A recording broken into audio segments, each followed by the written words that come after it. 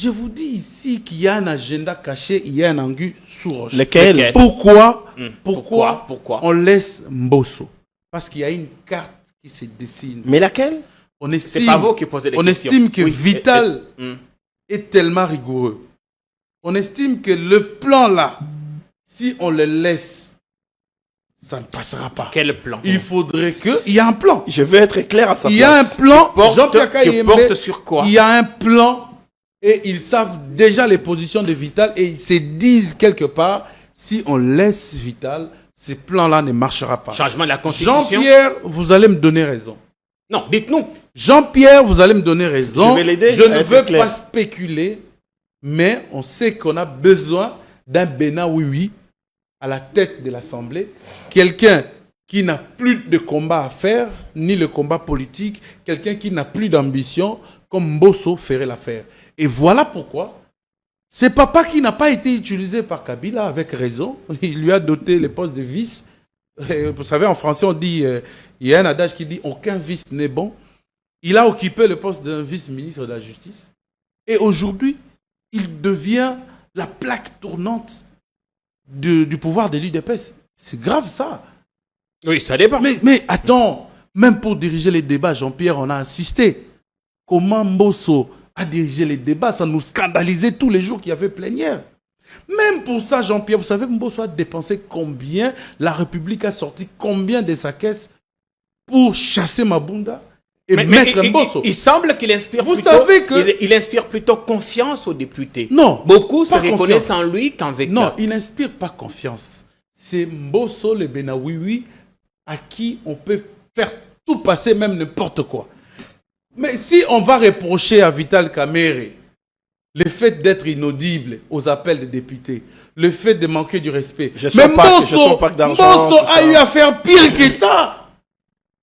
Honorable, ngape nazala mwasi na ngai. Honorable, nazape mukolo, nazalaka pe jeune. Honorable, mais ils se sont chamaillés avec beaucoup de députés, même avec Ezali Théâtre.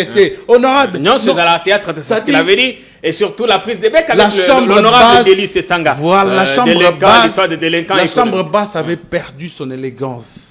C'était de la bassesse. Et aujourd'hui, on sait comprendre quand même qu'il y a de la hauteur. Vous avez un président de l'Assemblée où vous ne pouvez pas mentir. Il a toutes des données dans sa tête. Mais il y a des vous venez avec les chiffres. Mais il y a des députés il vous contredit. Mais vous savez, je pense à tort ou à raison que le président est incompétent. Parce qu'on parle de Mbosso. Vous savez, parmi les griefs, ils disent même, voilà, gestion opaque. Vous savez combien Mbosso a géré dans l'opacité? Il y a les rapports de Crefdel. Pourquoi avec Valérie Madianga qui est sorti dans la presse. Pourquoi les députés de l'époque n'ont jamais dénoncé? Non, si. Il y a eu des dénonciations. Mais simplement les députés de l'opposition. Mais vous savez... Pourquoi pas ceux... Vous savez... Est-ce qu'il a vous savez... Mais maintenant, on finit par là. Vous savez, Jean-Pierre. Veka aurait promis de rajouter un peu d'argent sur les émoluments. Oui, c'est vrai. Veka avait promis. L'argent vient d'où? Veka avait promis. Veka avait promis. Mais vous serez d'accord avec moi que Veka n'était qu'à sa première année. Vous savez, l'Assemblée nationale d'aujourd'hui n'est pas comme l'Assemblée nationale de l'époque.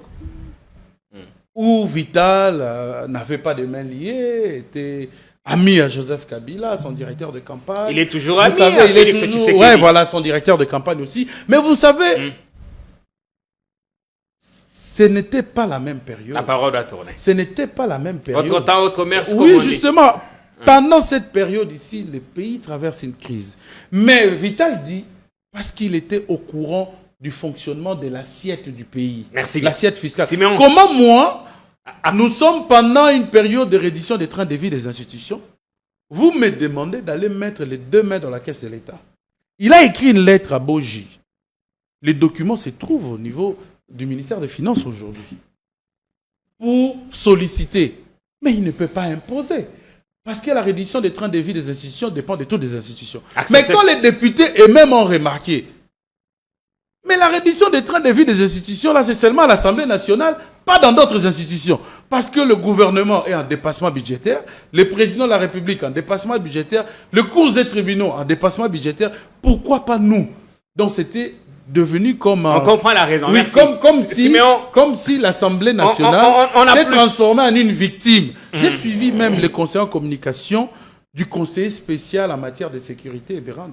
Le Zakari Bababa parlait de ça. Est-il conseiller en communication? Vital. Ou bien c'était juste pour une circonstance? Nous savons comment ça fonctionne, l'UDPS.